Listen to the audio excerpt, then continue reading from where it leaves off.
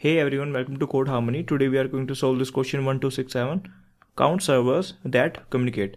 This is a Google interview question. Let's try to understand the problem statement. We are given a map of server center, represented by m cross n integer matrix grid, where 1 means that the cell there is a server and 0 means there is no server.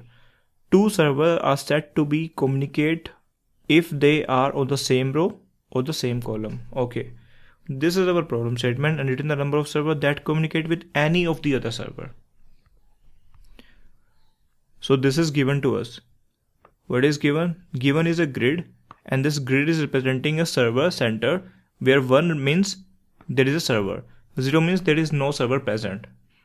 And any server, let's say this server is going to communicate with any other server if that server is present in the same row or same column. In this case, there is one more server present in the same row.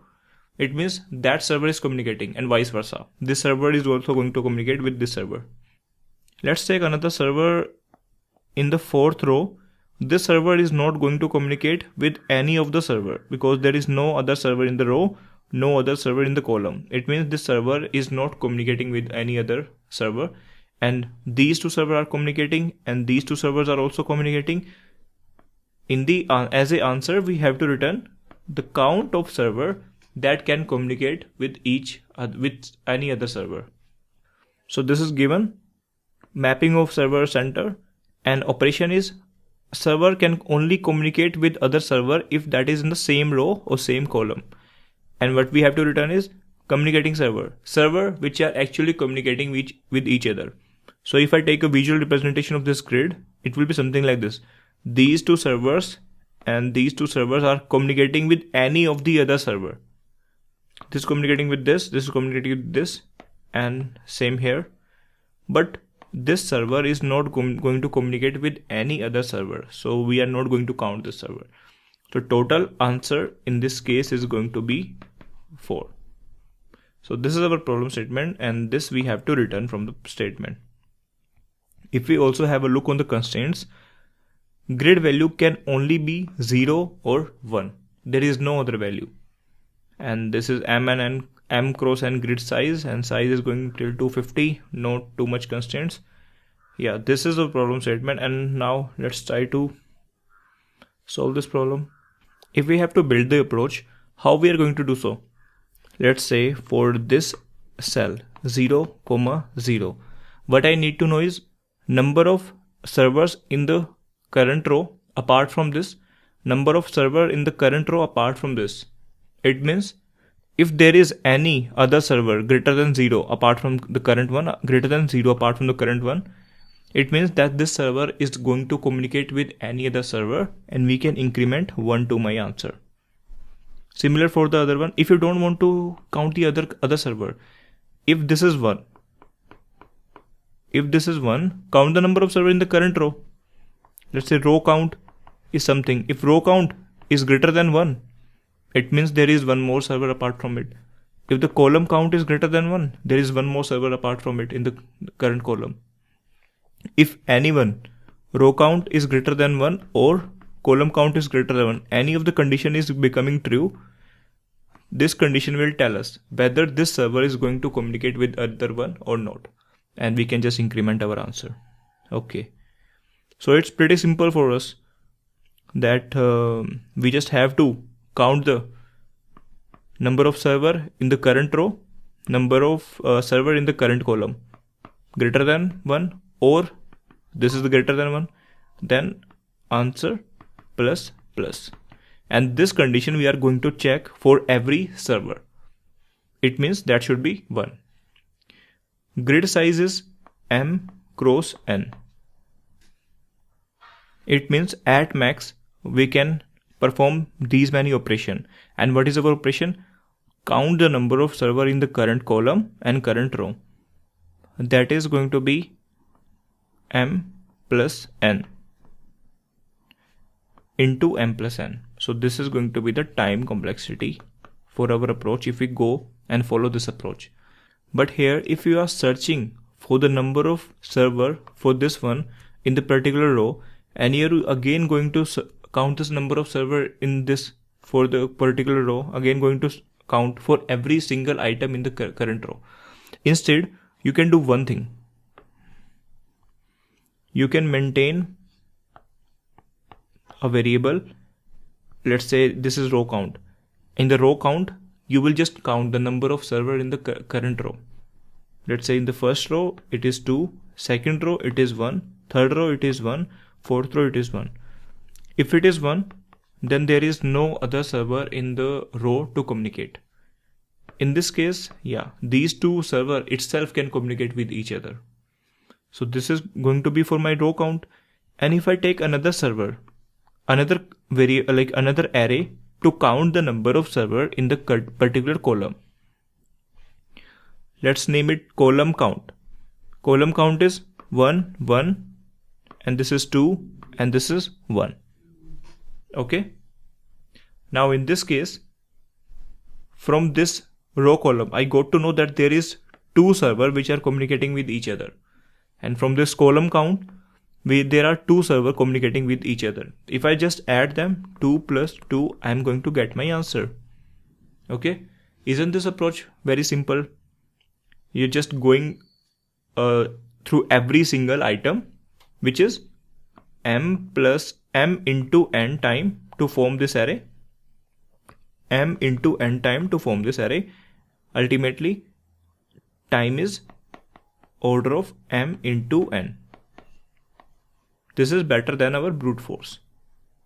Time of m into n. Okay. But there is one more case. If let's say any item, let's say any server is common between row and column. This is my current state.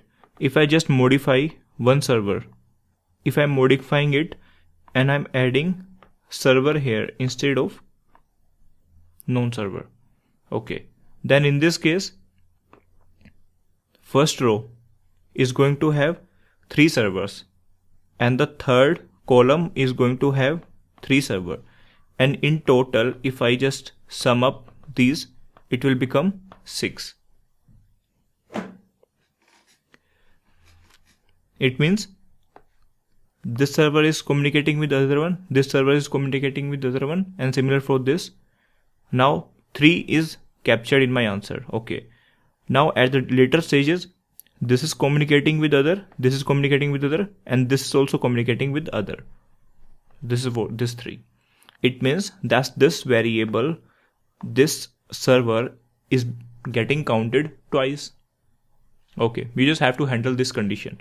If you have to handle this condition, then do one thing. You are just capturing row count, column count, and you are marking it as a flag.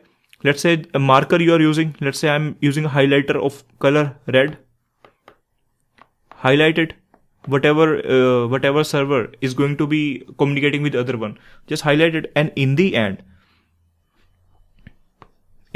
just count highlighted one. And how many are the highlighted one? 5. And how can you highlight the variable in this? Grid value is only consisting of 0 and 1. 0 means there is no server, 1 means there is server. If I just consider 0,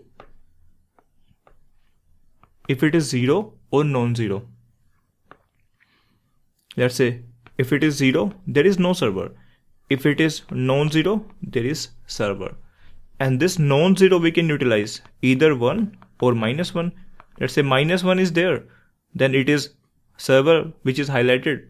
This is just a server. Okay. So what I'm trying to say is that whatever row count is greater than 1, just make all the element in that row -1. So -1, -1, -1, 0.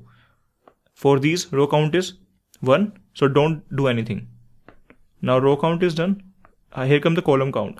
First column 1, do nothing. 1, do nothing. It's 3. It means mark every server in the third column -1. It's already -1. It's -1. It's -1.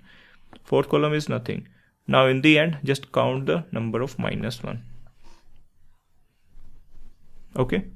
And for this row count, you don't even need an array. You can do it while doing the iteration. While processing the first row have a row count RC, second row have a row count RC, and so on. So there is no external space needed, and we are modifying the input given to us, and we are finding the solution in order of m into n time. Time complexity is order of m into n, but about the space complexity, I am not using any extra space. If you want to have a look on the algorithm, this is our algorithm. Iterate every row m into n time. We are iterating every row, and for every row, if row count is greater than 1, then flag every server in that particular row, ith row. Okay, now you have flagged the server. Do the same thing for every column. For every column, just iterate every column and count the number of servers in that particular column. If number of server in a particular column is greater than 1, then flag every server in that column J. Flagged, and in the end, just count the number of flagged server. That is going to be my answer. So this is our approach, and this approach is going to take order of m into n time. That's all. Now let's have a look on the code. Here, this is the code. For every row, I am counting the number of server in the row. If the number of server is greater than 1, I am flagging every server, because I'm sure that those servers are communicating with each other at least. So I'm marking it -1. And when we are checking when there is a server or not, then I'm using not equal to 0, because it can be 1 or it can be -1 in the next case. For every row, I'm marking server which can communicate with each other. For every column, I'm marking server which can communicate with each other. In the end, just count number of server which are marked. So this is going to be our approach, and if I submit it, it is getting successfully submitted. Okay, I hope you understood the approach. Thank you guys. Bye bye.